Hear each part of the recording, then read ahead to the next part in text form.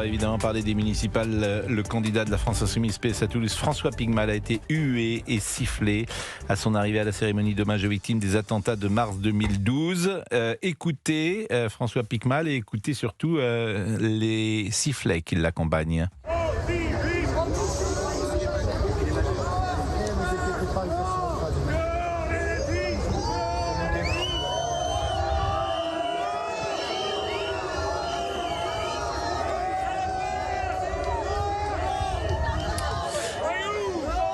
Bon, c'est intéressant. Ce qui va se passer à Toulouse est vraiment intéressant. Oui. Parce que je ne suis pas sûr que M. Picmal l'emporte. Non. Parce que j'ai vu quand même qu'il y a beaucoup de réactions à Toulouse. Il y a un collectif de 350 personnes qui a sifflé, qui a signé une tribune. Vous avez tous les sportifs, c'est très rare. Quel courage. Guy Novès, Vincent Clerc, c'est des références à Toulouse. Hein. C'est pas n'importe quoi le stade toulousain à Toulouse. Et de voir que ces grandes personnalités du monde du rugby et qui sont intimement liées à la vie toulousaine se réveillent. Michel Saran aussi. Le chef se réveille et appelle à voter pour Mondin. C'est l'un des tournants, je trouve, Toulouse. Vous avez entièrement raison. On rappelle et les patrons se mobilisent aussi. Les bien patrons sûr, Toulouse, on a parlé évidemment Airbus. Mais bien sûr. Vous avez dit ça va se transformer en une usine de cerfs-volants si la France Insoumise arrive sur place et il n'y aura plus d'avions. Et qu'Airbus va partir, oui, c'est ça. Plus globalement, il y a eu des reportages chez des patrons de PME, de TPE, mais qui ont très peur que cette ville bascule du côté de LFI. Sur la séquence avec les huées, parce qu'on commémore évidemment les attentats commis par Mohamed Merah contre des enfants tout jeunes de confession juive tués à bout portant avec leur papa. Et il y a eu évidemment 14 ans aujourd'hui. Les militaires aussi, le fils de Latifa Ebziaten auquel on peut penser. Voilà, au bout d'un moment, il y a une France qui n'en peut plus visiblement. Il y a une France qui résiste à la montée de la France insoumise. Et c'est cette France qui s'est mise à huer la présence de ce candidat à Toulouse. Il y avait aussi le député LFI Adrien Clouet. On ne peut pas impunément écorcher les noms de Raphaël Glucksmann, dire que Yael Braun-Pivet est parti camper à Tel Aviv, etc., sans qu'il y ait des conséquences. Et donc on ne peut pas dire ça et alimenter l'antisémitisme toute la journée et venir ensuite pleurer sur les victimes de l'islamisme et de l'antisémitisme. Parce que ce qui est terrible, c'est que 2012, lorsqu'il y a ces attentats-là, 14 ans plus tard, l'antisémitisme en France a explosé. Quelles sont les raisons de cette explosion de l'antisémitisme qui alimente aujourd'hui ce climat antisémite, ces questions-là? Eh bien, certains Toulousains, visiblement, y ont répondu. Mais au-delà de l'aspect antisémite, j'ai regardé le profil de François Picmal et c'est ça qui est peut-être le plus grave. En tout cas, le plus grave, le plus dangereux, parce qu'il n'est pas du tout adapté à une fonction de maire dans la 4e ville de France. Il est professeur d'histoire géo, Monsieur Picmal. J'ai rien contre les professeurs d'histoire géo, mais évidemment, il n'est pas calibré, il n'a pas l'expérience, il n'a pas l'approche de diriger une ville avec des millions d'euros qu'il devra gérer. Et notamment de gérer Airbus et pourquoi pas l'implantation, parce que c'est important l'économie, c'est l'implantation, pourquoi pas, de certains marchés. Je sais que Airbus réfléchit avant de signer de nouvelles commandes pour savoir quel sera le nouveau maire. Et ce que je vois chez M. Picmal et chez d'autres, c'est une forme de défiance de l'argent, une défiance du monde capitaliste, une défiance de ces intérêts-là, et qu'à l'arrivée, il y a paupérisation des univers dont il s'occupe. C'est vrai au Venezuela, c'était vrai en Russie. Dès que l'ultra-gauche prend le pouvoir quelque part, tout le monde devient pauvre. C'est ça la réalité. Il était journaliste et puis il a fait de la politique toute sa vie. Donc on peut aussi être un professionnel. Oui, mais c'est un rapport au monde. Oui, quand il prend la mairie la première fois, il n'a pas, par définition, il n'a pas été maire avant. Pas un idéologue d'extrême gauche. Ça, on est bien d'accord. Si vous êtes bien d'accord, ne dites pas ça. Donc il n'y a pas de rapport en fait avec ce que vous dites. Bien sûr que si. Vous parlez du parcours professionnel. Je ne parle pas d'idéologie. J'ai joué les deux. J'ai dit, il y a la haine du capitalisme, il y a la haine de l'argent, il y a la haine du monde des entreprises. La haine des grands patrons. Mais j'entends bien.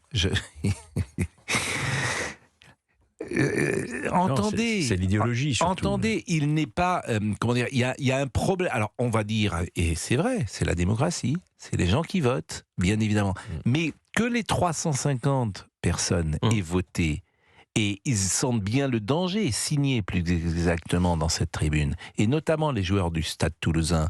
Là, il ne s'agit plus de droite ou de gauche. Non. Tout le monde va devenir pauvre avec ces gens-là. C'est très intéressant de voir les profils des signataires, chefs d'entreprise, médecins, avocats, restaurateurs, commerçants, acteurs associatifs, artistes ou encore sportifs. Donc c'est tout un monde qui se rend compte qu'une ville peut basculer en fonction du nouvel édile. L'aspect psychologique chez ceux qui gouvernent, il ne faut jamais le mettre de côté.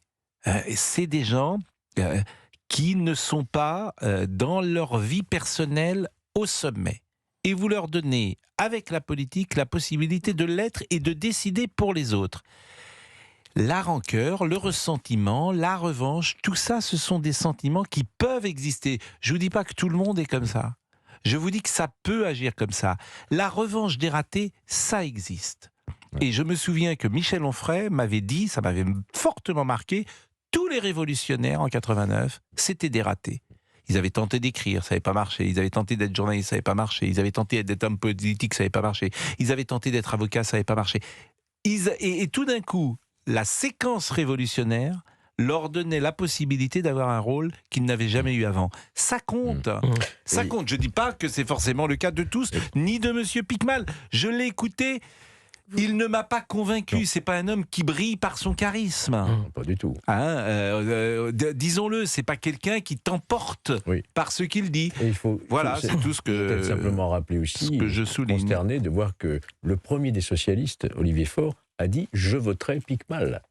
Ça, vous l'avez appris sur Europe 1, vous en remettez toujours pas. Non, mais il faut le rappeler, c'est vraiment... Non, je m'en suis pas remis, effectivement. J'ai même demandé à vérifier, tellement ça m'a surpris. Mais François Hollande voterait Piquemal. Mais c'est terrible. Mais je sais. Mais le signal d'Airbus est très fort dans cette histoire-là. Elisabeth Assayag. Airbus, c'est près de 27 000 salariés. Que Airbus gèle tous les contrats, menace d'aller à Hambourg si ce candidat l'emportait, c'est un signal fort. Et à ma connaissance, on n'a jamais vu un soulèvement de la part de salariés, d'entrepreneurs, de patrons lors d'élections. Vous verrez, moi je ne suis pas certain que M. Piquemal passe, même si arithmétiquement il a l'avantage aujourd'hui. Pour la raison d'ailleurs que vous venez de dire. Parce que les Toulousains, ils vont se rendre compte peut-être que le portefeuille, c'est aussi important. Et une ville qui a un certain essor économique, ça compte. Elle brille par Airbus. Quand c'est simple, si c'est un PS qui reste et le LFI qui se désiste, l'électeur de LFI, il va voter PS. Par contre, l'inverse, c'est-à-dire que si c'est... Donc LFI qui reste, c'est le PS qui se désiste. Ça va être intéressant. Mais c'est pour ça parce qu'il y avait des pancartes quand il a été sifflé aujourd'hui. Il y avait des pancartes PS trahison ce matin quand il a été sifflé à Toulouse. Donc des électeurs visiblement du Parti Socialiste qui en voulaient au PS d'avoir fusionné avec la France Insoumise. Mais comment s'appelle ce monsieur du PS qui a fusionné ? Je ne vais pas employer des mots qui fâchent, mais ça rappelle une sombre période de la France quand même. Bah oui. Et je ne vais pas les employer. Mais il est d'ailleurs qui fait une tête d'enterrement. Il est à côté de Monsieur Piquemal en permanence. Je vous assure que si lui perd dimanche, il aura perdu et son honneur et en plus il son s'appelle élection. François Briançon. François Briançon, qui a vous l'avez vu à côté. On s'est fait la même réflexion le matin. Exactement. On voyait son visage, on avait l'impression qu'il était otage de la France Insoumise. Bien sûr, j'espère que médiatiquement, la tribune signée par les 350 personnalités qui, je le répète, ont une empreinte dans la vie, dans le quotidien des Toulousains, j'espère que le système médiatique va la relayer. Mais ça serait pas mal d'avoir un Toulousain peut-être ou aujourd'hui ou demain. Oui, en fait, ça serait pas mal d'avoir un Toulousain qui a signé la tribune. Je trouve que... la manière dont c'est dit. Mais non, mais ne le dites pas comme ça, peut-être. Pourquoi Non, mais soumettez l'idée, on va le dire comme ça. On soumet l'idée, mais pour demain. Pour demain. Demain, c'est vendredi. Je me permets de défendre tout de suite Alexandre Omar avant qu'il se s'attaque. Qui passe à la casserole, le Omar. Il passe chez le même coiffeur qu'Olivier Guénec, si ça marche pas. Non, mais ça peut être une idée. Il y a 350 personnes qui ont signé, il y en a bien une qui parlera.